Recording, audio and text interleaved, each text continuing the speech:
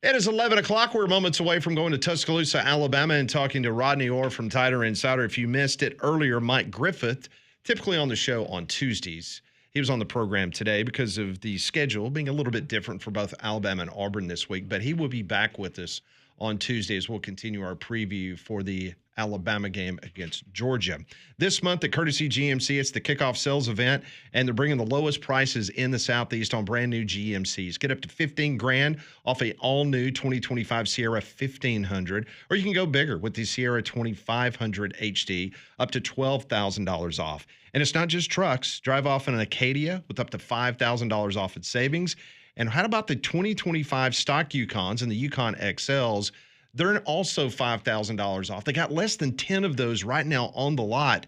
That means Courtesy has the all-new 2025 Yukon with the Super Cruise, which is hands-free driving, starting at just $69,995. You need to get out and see them right off of I-459, exit 32 in Trussville, or visit their online inventory at courtesybirmingham.com. And don't forget, every brand new GMC purchase there at Courtesy GMC in Trussville, you get their exclusive 7-year, 100,000-mile powertrain warranty. So get by and see them today or this weekend. Of course, the showroom's going to dazzle you. TVs everywhere. You're not going to miss a football game. Get by and see them at Courtesy GMC. Our friend Rodney Orr, his weekly visit. Rodney of Tighter Insider joining us on the Higginbotham Hotline. Happy Thursday. How are you, Rodney? I'm doing well, guys. How are you guys? We're doing great. Alabama, their offense especially doing great the last 2 weeks. Ty Simpson near perfect in that span. What did you see that you wanted to see with the Tide versus the Badgers? You know what? Really wanted to see them go out after the ULM performance and show a little bit of a killer instinct. And, I think they did a great job of that. They played at a high level. I think, obviously we saw a lot of passion and emotion, I think, on the field against ULM. But I thought in this game they were more workmanlike, but they were very solid in what they were doing. So I thought it was an excellent performance. It was the next step that they needed to take. In regards to what you've seen defensively, I understand that Wisconsin and La Monroe is not the Georgia Bulldogs or the Tennessee Volunteers or the Oklahoma Sooners or Auburn or who they're going to see the rest of the season. But from an incremental standpoint, did it impress you the way they went about their work and got a dominating performance, especially against a Power 4 opponent in Wisconsin over the weekend? Yeah, I thought so. I thought, obviously the pass rush got heated up a little bit. London Simmons made a big sack. Quay Russaw got one. Overton, Yanze Pierre got one. So they had 4 sacks overall. They had none coming in. So I thought that the pass rush was better. And again, we talked about, I think, last week on the segment that Wisconsin's offensive line was kind of in a shuffle. So, they exposed that a little bit, I thought. So I thought that was good. They held Wisconsin to under 100 yards rushing. I think it was 209 total offense that Wisconsin had, something like that. So I thought they did a good job. They got a couple of big takeaways. I mean, obviously a timely one after getting stopped on their first possession on their side of the field on a 4th down attempt. Bray Hubbard comes up with a pick on the next play, and then it looks like Wisconsin's driving for a score later, and he comes up with an interception. So they got some takeaways. They got some sacks. They seem to be generally in better position to make plays. So I thought, yeah, they've taken a step, and now they've got an opportunity here with this off week and, head into Georgia, and hopefully they've gained some confidence and will be really sound going into Athens. Yeah, Rodney, the game next week in Athens, that's going to tell us just how far the Tide has come since that opening week loss in Tallahassee, specifically with Alabama, and you touched on some of it, but versus what they're going to see in Athens next Saturday, some of the maybe areas that need to be developed. Where are you turning your focus if you're Kalen DeBoer and that staff in preparation for the Dogs? Well, I think, first of all, and I think we all agree that Alabama under DeBoer so far, they've not responded well to adversity on the road. So, and I don't think it's necessarily a mental thing. I don't think it's gone to the head, but I think it's something that, you got to use as a chip on your shoulder when you're heading into that game, that you go on the road and that you're going to, you're going to come out of the gate fast. And if there is adversity, which there's going to be, these games all are going to have some adversity. You've got to respond to it in a positive way. And I don't think they've done that, obviously, on the road at times. So I think that's going to be one real key. And obviously, you're going to be facing a team that probably plays the game with the mental toughness like none other. We saw that, I think, against Tennessee. They won the game by making the plays down the stretch that they needed to make. And frankly, I think under Kalen DeBoer, Alabama has shown that at times. They just haven't shown it every week. So I think, they're going to have to match that toughness that Georgia has. Rodney Orr from Tider Insider joins us every Thursday here on Three Man Front. All indications are Jam Miller will be back for the Georgia game. Tim Keenan will be back for the Georgia game next week. Let's start with Jam Miller. How big will that be for the running game? Because it appears it's going to be pretty important for Alabama to at least have a semblance of some form of running attack against Georgia.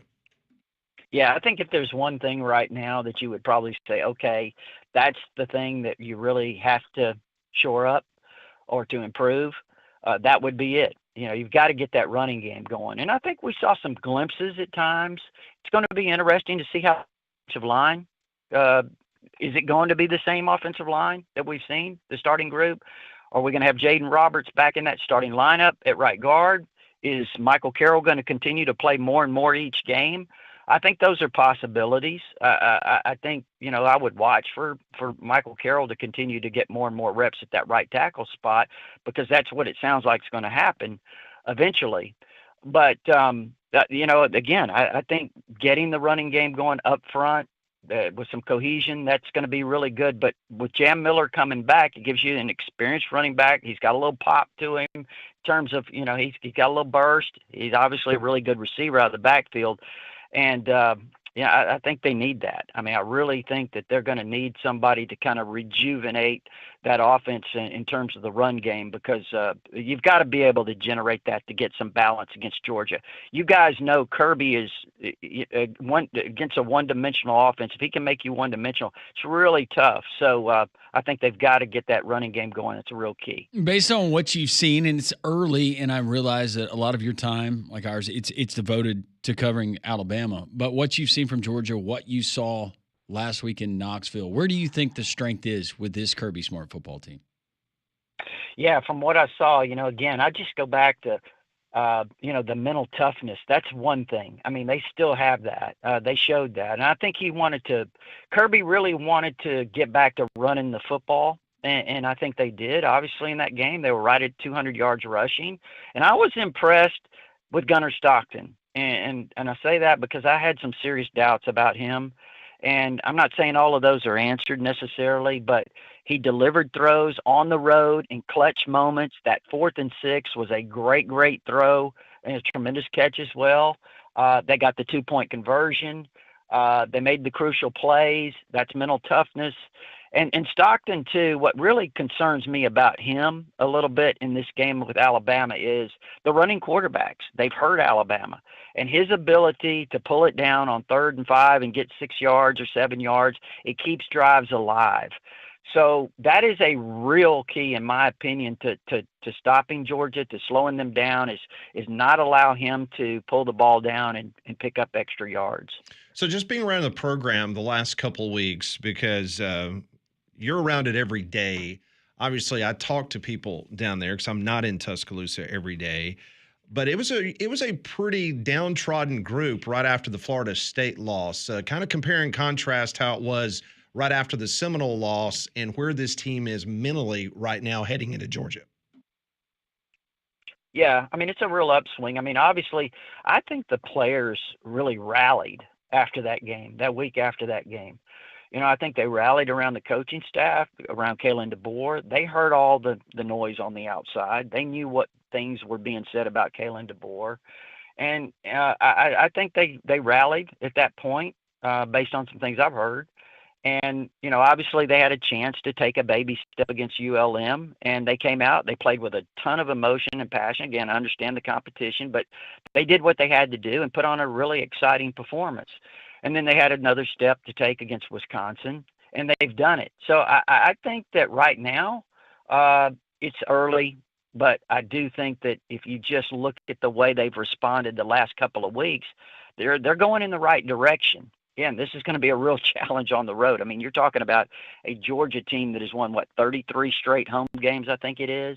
It's going to be a night game. You know what kind of atmosphere it's going to be there. And we talked about the adversity and the responding to it and the challenges that Alabama's going to have. So we'll see. It's like Landrum said, we're going to find out a lot more about Alabama here in the following Saturday. Rodney, I did want to ask you, because you cover recruiting so well, this new transfer portal and just having the one window shortly after the turn of the new year in January. Ryan Day of Ohio State doesn't like it. What do you think, or how do you think Kalen DeBoer and that staff feel about it, and a lot of staffs around the SEC?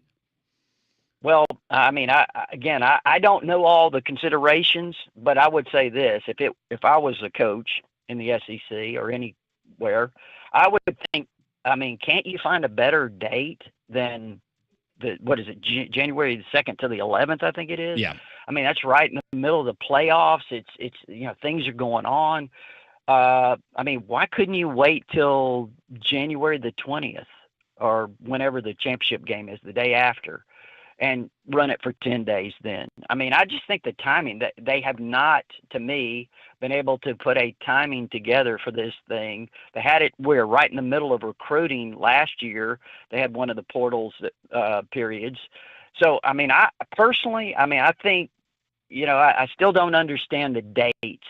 And I don't know how you guys feel, but that's what really strikes me. Well, I know one thing, the Big Ten coaches hate it. I mean, they're furious. But Kirby's the one who wanted to eliminate the spring window. Yes, he did. So he was in favor of just having this window and said, I'll deal with it. I don't know if he knew about the specific dates of when they were planning to do it. Yeah, but the Big Ten coaches, they were furious. They were not happy at all about this situation. Maybe because they've won the last 2 national championships. But guys, what have we heard for the last 3 months? We have to do what's best for all of college football. Well, that's only the SEC. When it benefits the Big Ten, the SEC needs to do what's best for college football. Yeah. So, sorry, Rodney, didn't mean to get you involved in this side conversation between me and Landrum. We have these. No, that's interesting, though. It is very interesting. I hadn't kept up with what the Big Ten coaches or what their thoughts are. But, again, I do think the dates are odd to me. But again, I admit I don't know all the considerations to it. Well, I was going to ask you, we're midway through the high school football. It's crazy to say that this week. It's going to be, 5-6 weeks in already. I was just curious, based on your intel from around the world of recruiting, does it seem like, based on the chatter, that Alabama is holding on to that impressive class of verbal commitment so far? So far, so good that I've heard. I mean, again, I haven't heard anything that indicates otherwise right now. But again, things can change. The season, the way it plays out, different things can certainly impact it. There's going to be schools that probably, challenge you in terms of offers that they make eventually. So we'll see. But right now, everything that I hear, and granted, I'll be honest with you, I haven't been able to keep up with it quite as much with the season going on. But I haven't heard anything that was alarming to me. That is Rodney Orr, joins us each and every Thursday. Should be a lot of fun as we get back together with him next Thursday. We'll get his pick for the game and thoughts on the Georgia-Alabama matchup. Rodney, always a pleasure. Enjoy the weekend of not having to monitor the message boards every single second. So it should be nice, right? Oh, yeah. Auburn plays, don't they? They do. They do. I'll have to monitor it, yeah. Well, all right. Well, enjoy your weekend, and we'll talk to you next week. Okay, guys, take care. That is Rodney Orr joining us on the Higginbotham Hotline. You deserve solutions that are built for you. Higginbotham is your one-source solution for insurance, financial, and HR services. You deserve options for how you stay fit, how you get into shape. Well, great news. Mandu in downtown Homewood, it's electrical muscle stimulation fitness, revolutionary approach that's going to save all kinds of time in your very busy schedule, and it's going to get you results. That's right. Mandu in downtown Homewood, you go in for the first visit, they put you into a suit. It kind of looks like a wetsuit. Then they hook you up to a machine that sends electric pulses to various parts of your body. They're going to put you through a 15-minute workout. I said 15. 15-minute workout. Because of the technology, it's the equivalent to 6 hours in a gym. All about it. You're going to get results. Mandu in downtown Homewood right now. Tell them that you heard it on Jocks. You're going to get 10% off your membership for the life of your membership. And listen up, students. We know that you're busy this time of year. You want to get in, get out, get results. Check out Mandu. When you go into Mandu, you mention Jocks, you're going to get 15% off of your membership. Mandu in downtown Homewood, MANDUU.com. Tell Paul and the gang that Landrum from Jocks sent you. We will read your texts. We'll take your phone calls. 1-800-239-WJOX. That's next here on Three Man Front.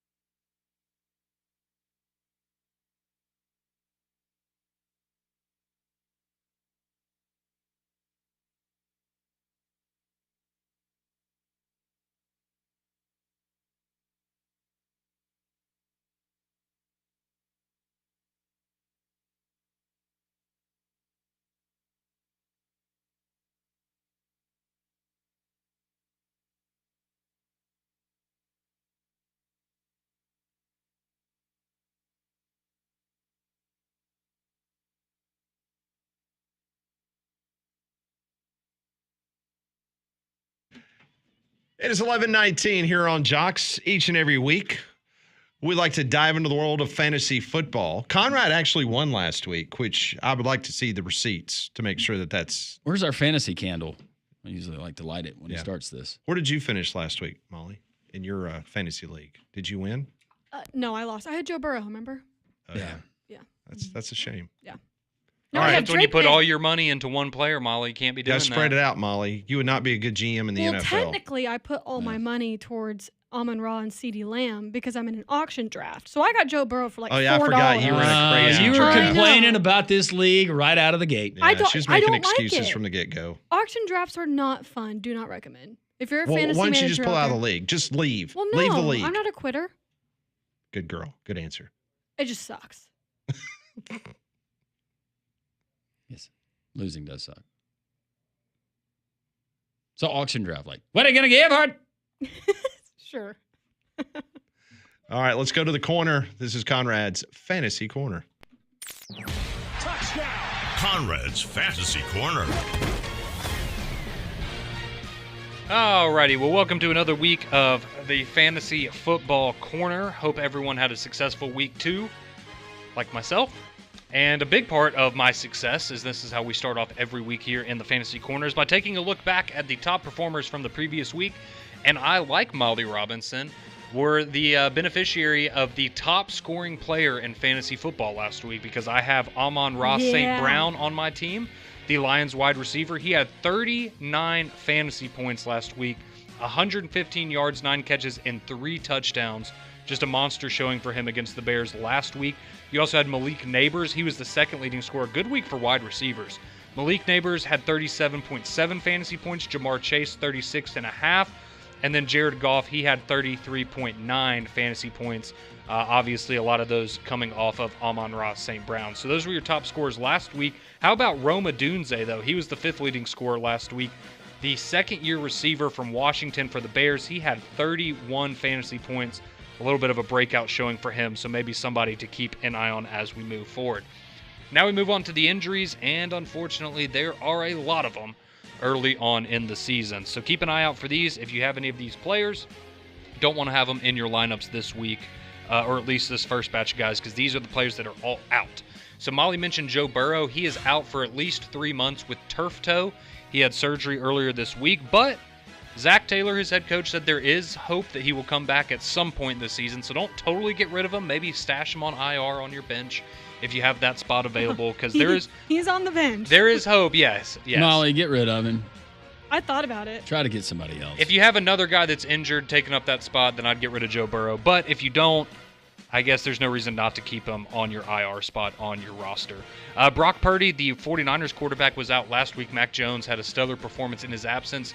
There is a potential for Brock Purdy to return this weekend against the Cardinals, but that's still up in the air, so keep an eye out for that. It might be Mac Jones again, but Brock Purdy could make a return. Jaden Daniels, Commanders quarterback, is day-to-day right now, so we'll keep an eye out on that. Didn't practice yesterday, though, and Marcus Mariota, the backup there if Jaden Daniels can't go.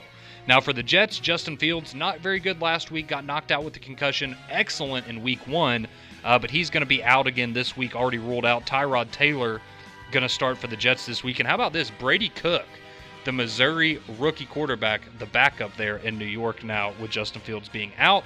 And then you also have J.J. McCarthy, who I don't know why you would have started him anyways, because just not very impressive to start the season. But J.J. McCarthy, he's going to be out 2 to 4 weeks with an ankle injury there. Carson Wentz going to be the quarterback now for the Vikings. For the Packers, wide receiver Jaden Reed is out. He is going to miss a significant amount of time, but expected to be back before the end of the year. He had collarbone and foot surgery this week, so double dip there in the injury bug for Jaden Reed. Vikings running back Aaron Jones is going to be on IR now with a hamstring injury, so he's out for at least 4 games. Load up on Jordan Mason. He was already, in my opinion, maybe a little bit better than Aaron Jones there for the Vikings, but he's going to be their main running back. So if you have Jordan Mason, congratulations. He should put up some good numbers, at least for the next month. Packers running back Josh Jacobs is questionable. Keep an eye on that. Giants running back Tyrone Tracy, also questionable. Same for Bears running back DeAndre Swift. Now some good news potentially. Chiefs wide receiver Xavier Worthy has been back at practice this week. Questionable for Sunday against the Giants, but might be a go. But certainly good news there, as he is a big factor of that Chiefs offense once he comes back. For tonight, Dolphins receiver Jaden Waddle is going to be a game-time decision, so pay close attention to that if you have him in your lineup, as he will be a game-time decision tonight. Remember, that game is tonight against the Bills. Chargers receiver Ladd McConkey, also questionable this week. Bucks receiver Emeka Egbuka, who has been amazing, the rookie out of Ohio State the first 2 weeks, he's questionable as well. Panthers receiver Xavier Legette, also questionable. And then 49ers wide receiver Jawan Jennings also in that same boat. A trio of tight ends on injury watch as well. Raiders tight end Brock Bowers, the best tight end in football, he's questionable. Broncos Evan Ingram is also questionable. And Colts rookie tight end Tyler Warren is questionable as well. He's been really, really good to start off his NFL season. So those are your main injury updates to keep an eye on for your fantasy rosters. Now, how about some players worth potentially adding to your roster because these guys are all available, at least on ESPN, in over 50% of leagues right now on the waivers. Colts quarterback Daniel Jones, told you last week, over 20 points now back-to-back weeks. Certainly doesn't hurt. He is currently on my bench as my backup quarterback to Baker Mayfield. Rams quarterback Matthew Stafford, another good pickup there. That Rams offense has looked pretty sharp, so you could do worse than having Matthew Stafford as a security policy on your roster. And then Giants quarterback Russell Wilson. I'm not saying to go pick him up necessarily, but he had over 400 passing yards last week and over 30 points in fantasy. So if you are really desperate, maybe worth hoping that he can bring back some magic for another week with the Giants. At running back, Falcons running back Byshul Tootin, told you to pick him up last week. He's still available in a lot of leagues. Falcons running back Tyler Algier had 15 fantasy points last week, backing up Bijan Robinson. And Steelers running back Kenneth Gainwell, a good bet if you just need somebody to get you 8 to 10 points. He's a solid bet there. Now some receivers. Packers receiver Romeo Doubs, going to have a bigger role now with Jaden Reed out. Ravens receiver DeAndre Hopkins, 2 touchdowns in 2 weeks there for the Ravens, so he's worth a look. And then Broncos receiver Troy Franklin, looks like he may end up being the number 1 wide receiver there in Denver. Commanders tight end Zach Ertz, he has a touchdown in both games so far this year. Maybe not as valuable if Jaden Daniels is out, but still worth a look. And then how about some defenses for this week? You've got the Chiefs defense taking on the Giants. Probably a good bet there. Bucks defense versus the Jets and Tyrod Taylor. Really like that matchup. That's who I'm starting this week for my defense. Colts defense taking on the Titans. Packers defense taking on the Cleveland Browns. And I will leave you with this because this was the case in my league. Take a look at your kickers because I know kickers, we don't pay attention to them very often in fantasy football.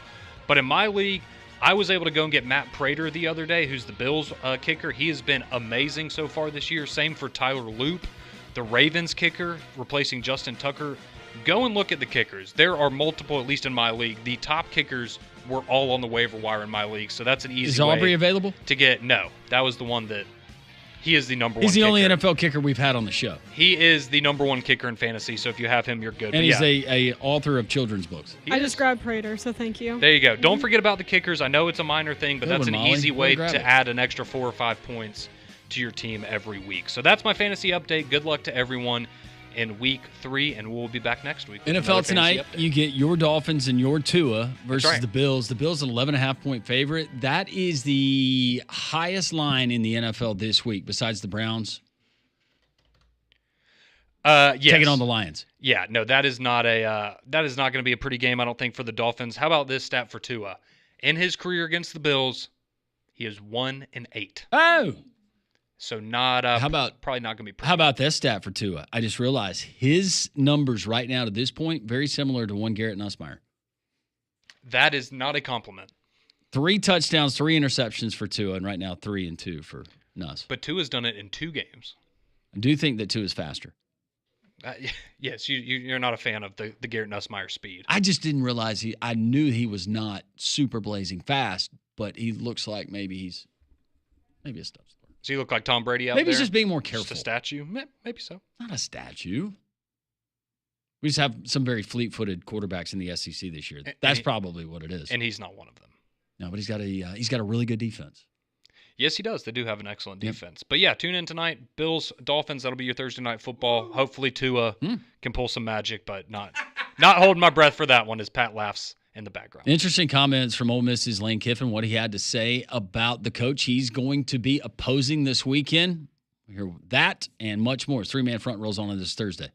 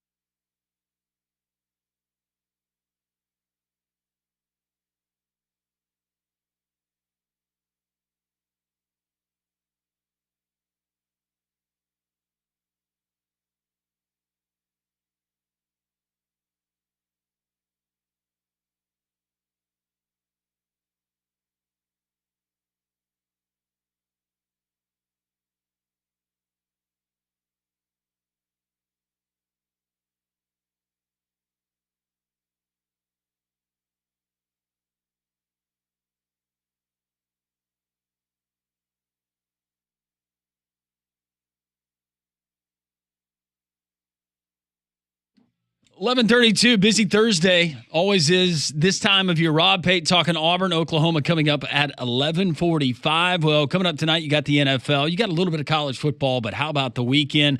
No better place to watch sports, enjoy sports, and music than the Finnick.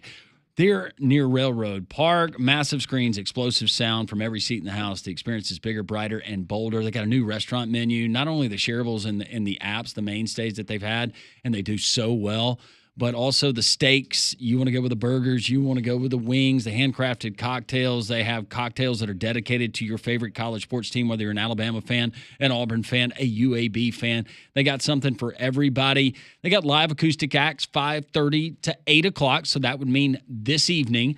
They've got the acoustic acts, and then tomorrow at 10 o'clock, you got the band cranking up. And then Saturday, Sunday, and Monday, all dedicated to football. So no music to get in the way. You're going to enjoy all of that great food, all of that great fellowship, and all of the games on the massive video boards. They got Red Zone, Sunday Ticket. If you're a team of or a fan of a team and you got certain groups to get together at different places, give the Finnick a try this weekend. The Finnick, check them out, 1630 2nd Avenue South, near Railroad Park. We talked about the schedule coming up this weekend in the SEC. Some teams stepping out of conference, that being one, the Ole Miss Rebels, coached by one Lane Kiffin, taking on Tulane. John Sumrall, very good coach. We know him from here in the state. Huntsville native Pat, a guy that did a remarkable job at Troy. And then what did he do? He parlayed that success, took over a Tulane program where the road had been paved by Willie Fritz. Yep. Willie Fritz moved on.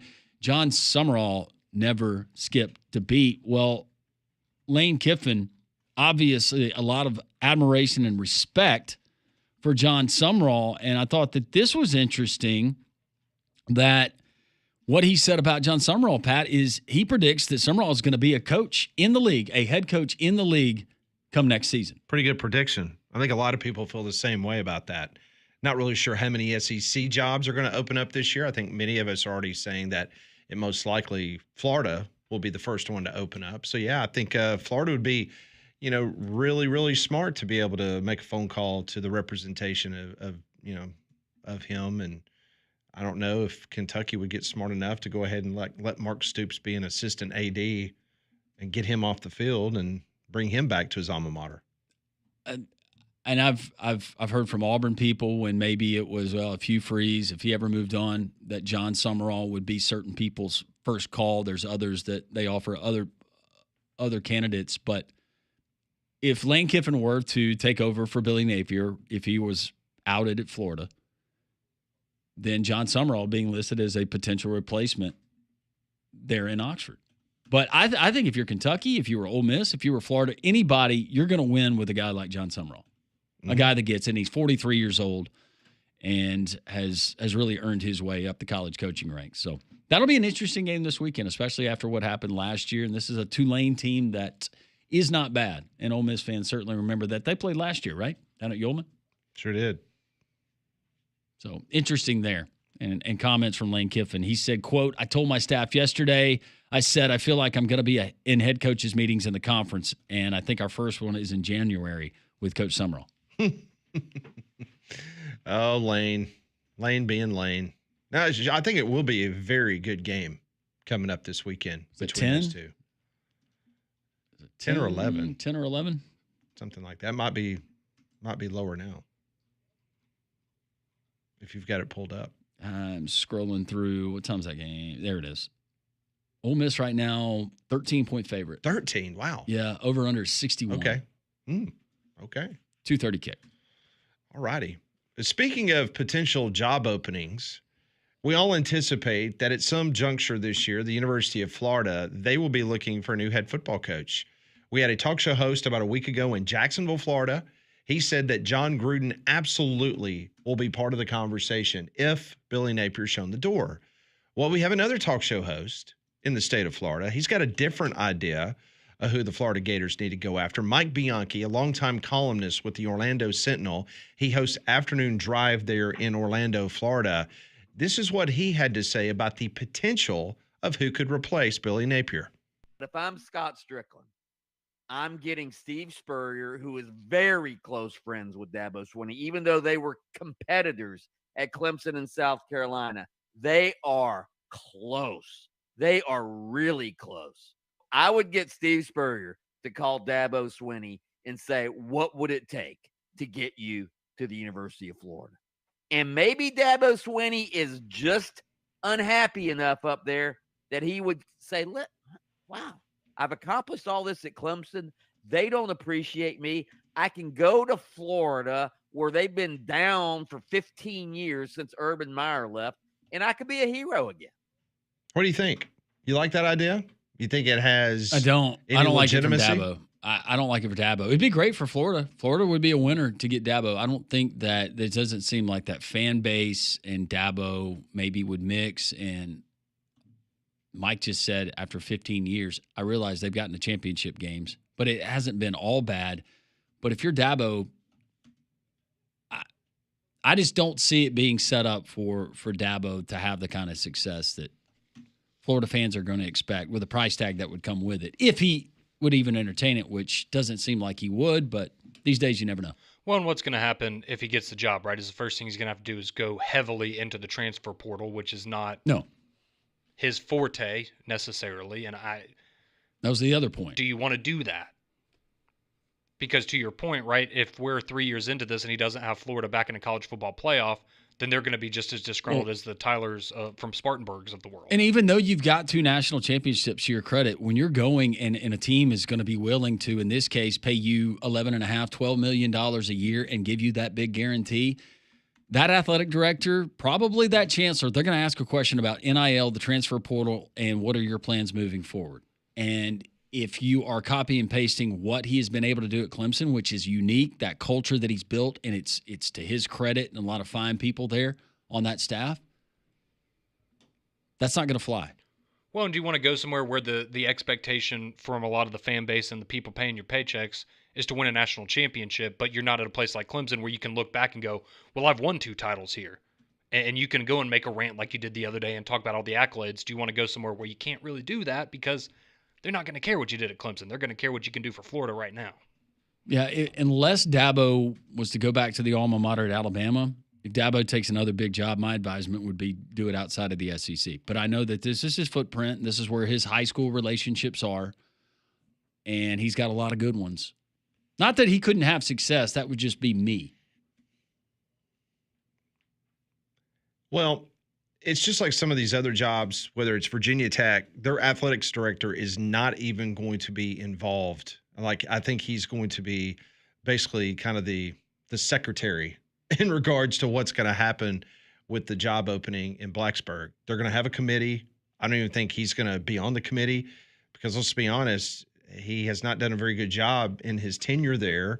And that's why I think once and for all, once Napier is shown the door, that it's going to be a situation where Scott Strickland's not going to have a lot to do with it. I think it's going to be a committee. So, and I have no idea what route they're going to go because Scott Strickland, obviously, he went the smaller school route to get him to Florida, and obviously Sunbelt Billy has not done a very good job. So we'll see what happens. Also, a little bit of news that I just confirmed a few moments ago, that the SEC's 3 permanent opponents for next year is going to be released on Tuesday night on the SEC network.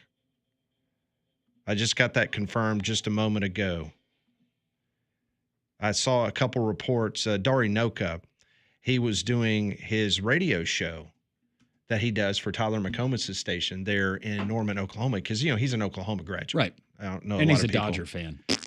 Didn't know that he knew that, but yeah, Dari Noka is a fan of the, not a fan, but he's a graduate of the University of Oklahoma. So he does a show on Tyler McComas' station, and he said that it was going to be a Tuesday night announcement in which the 3 permanent rivals for each team of the SEC will be released on Tuesday night. Yeah. So the way you should do it, right? Appointment television. So, and I reached out to a couple of sources, and they have confirmed that is indeed the case, that Tuesday night the SEC will reveal. Is Paul going to be a part of that? Does Paul know he's working late? I do not know. I have not communicated with Paul, but I will. I'm sure Paul will have to stay late and work on that. We don't see any surprises for Alabama, Auburn. I don't know. I'll do some more digging. Auburn, Vanderbilt, Georgia, Alabama. I think the 3 permanent opponents for Alabama will be Vanderbilt, Mississippi State, and Texas A&M. Sign me up. I was just seeing if he was paying attention. That is not going to be their 3 permanent opponents. Oh, really? Sorry. I've maintained the whole time it will be LSU, Tennessee, and Auburn. I think that's a safe bet. Yeah. And you should love that if you're an Alabama fan, given the last, what? I mean, you played that schedule for how long? I guess that's my thing. I understand why Nick Saban was mad about it in the past, but I mean, you already play those people every year, so you're used to it. Yep. And you're good with LSU. Look at the success you've had. That's right. Especially there. That's right. Can we play in Death Valley every year? Every year. We want to waive our right to play at Bryant. Does it make you smile when you hear a diatribe like Brian Kelly the other night, and he says, we're 17-1 in night games? That's yeah. right. Who's the one, BK? Who's your daddy? Alabama didn't even have coaches in the press box in the coaches box that game. They're down there eating popcorn. You think that's the game that Jalen Milroe thinks about? I think that's the game that Jalen Milroe's agent thinks about. When he does his Happy Gilmore, go to your happy place. I still think about memorable games that I had even playing Little League baseball. Yeah. So is that Jalen Milroe's highlight before he shuts his eyes at night? Sure, it should be. It's like, wow, just ran by LSU again. Well, a guy that had a lot of highlights, including some big hits and interceptions and iron bowls. He laid the wood. Rob Pate, former Irwin High School Eagle, former Auburn Tiger / Eagle, right? Former San Diego Charger, Rob Pate. He joins us next on 3-Man Front.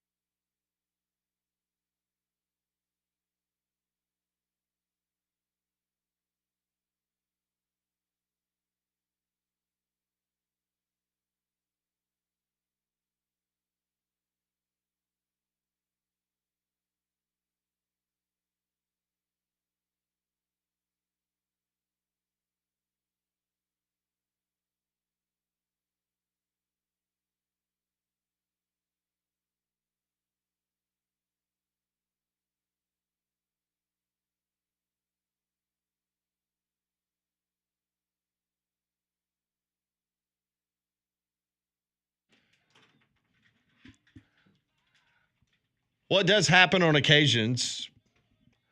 Rob Pate, who is a doctor, he is tied up with patients right now, which is understandable.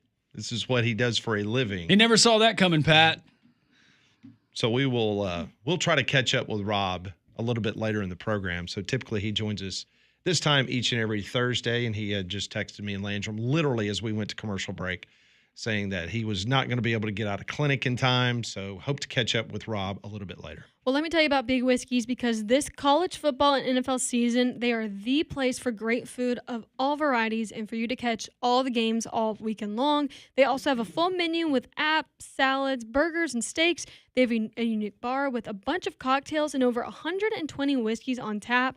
So go in, and no matter who you root for, what your team is, you can catch all the football action on the big screens in the bar all weekend long. So go check them out in the Stadium Trace Village off Highway 150 near the Hoover Met. So we have confirmed that on Tuesday night, the SEC Network, they will release, in conjunction with the Southeastern Conference, the 3 permanent rivals for the SEC. So we'll find out the 3 permanent rivals of the Alabama Crimson Tide, Auburn, and everybody else in the league. So let the speculation begin. I've stated from the get-go, Landrum, that I believe the 3 for Alabama will be LSU, Tennessee, and Auburn. Who do you think Auburn's will be? Vanderbilt, Alabama, and Georgia. Yeah. It's pretty good. Yep. You guys agree with that? Any differing opinions on those 2?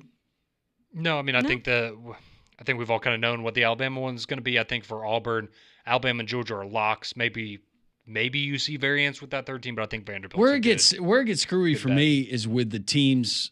Of course, Texas A&M, Oklahoma, Arkansas. How does Missouri fit in? Then you start thinking about geography, and then Ole Miss and some of those other rivalries in Mississippi State. That's where it gets kind of jumbled. I think it's a little more clear cut on the other side. Say the other side. East. Well, just a reminder, 2 years ago when they went through this process in regards to looking back over the last 10 years in the Southeastern Conference, they basically put the teams in tiers. And then that's how they came up with this potential list, which was for Alabama, it was Auburn, LSU, and Tennessee.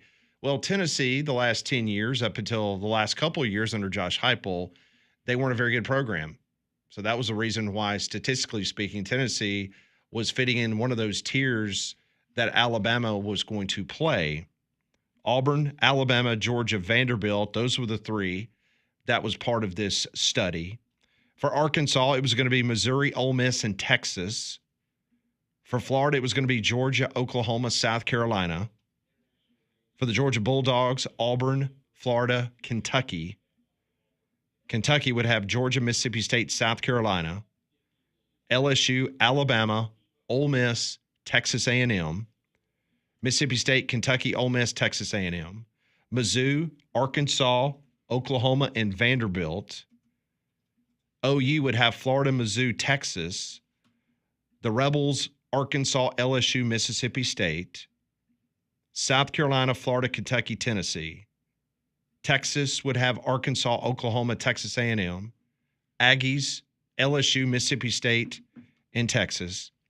The Vols would have Bama, South Carolina, and Vanderbilt. And finally, the Commodores would have Auburn, Missouri, and Tennessee. That is based on 2 years ago when they were looking at statistics over the previous 10 years. That's how it was going to shake out. Now, like Landrum said, there's a wild card in there. There could be some changes based on what their formula came up with 2 years ago. But as far as Alabama and Auburn goes, I think we all agree that is, I would be shocked if it was any different than Bama playing Auburn, LSU, Tennessee, and Auburn playing anybody different besides Alabama, Georgia, and Vandy. Yeah, we did this exercise before Texas and Oklahoma came to the league, and we did it about 5 years ago. After that, I said, I'm out. I'm just going to wait for the announcements. But going down the wormholes and the different combinations and different teams, and then just when you think you got it figured out, not so fast. This fan base is ticked off. This fan base thinks that this rivalry is more important. You're going to have some people that are unhappy, but that's the only way to do it. Yeah, there's no doubt. And so Tuesday night, we'll find out. Yeah. On the SEC Network. the 3 permanent opponents. I've not been told. I would doubt very seriously that the actual schedule for next year will be out. I think that will come later in the season, but we will find out on Tuesday night who the 3 permanent opponents are. We spent a lot of time this week talking about the big game coming up in Norman, Oklahoma between Auburn and Oklahoma. We'll go to Norman coming up in just a couple of minutes. George Stoya, who writes for Soonerscoop.com, he's done a great story about the backstory of Jackson Arnold leaving Oklahoma, heading to Auburn. But Molly, our poll question today has to do with Auburn if they win this game. Yeah, so if Auburn beats Oklahoma in Norman, what is the ceiling for the Tigers? Is it 10 wins in an SEC title game? Is it 9 wins in a college football playoff berth? Or is it 8 wins in a good bowl game? And right now winning with 37% is 9 wins and a CFP berth. Next up with 34% saying 8 wins and about 28% saying 10 wins. 9 wins in a college football berth, man. That would be just incredible based on the fact of people like Conrad voted Auburn to finish, like 14th in the league He had in Atlanta. 17th. Yeah, something like that. That would be quite a turnaround. It would be remarkable. Where did you have them in your ballot? I think I had him. I think I had him 9th. You had them 9th? Believe so. I actually have my ballot right here. Let me look, see where I had Auburn. I had 8th. I had Auburn 8th. Full disclosure. I think we were all right around 8 or 9 I had them 8th. for Auburn. I also had Texas 1 and Alabama 2. As did I. So just being honest. I didn't. Who'd you have 1? Georgia. By the way, you could still be think right. We either could still Georgia be or right on Texas. Alabama and Texas. Long way to go. I feel a lot better about us being right about Alabama than Texas right now. Just keep picking on Arch. He's about to turn it on. Yep. Not going to play many more UTEPs the rest of the way. No, better get that out of their system. It's about to get real. Do they play Kentucky this year? I think so. They do play Mississippi State. That looks like a different ball game now, doesn't And it? Vanderbilt and Arkansas. Hey, Ty called it like 3 months ago. He said Arkansas was going to upset Texas. Did you see the picture of Ty and Vaught Hemingway over the weekend? No, I didn't. I'm sure he had a great time. Yeah. Sure he did.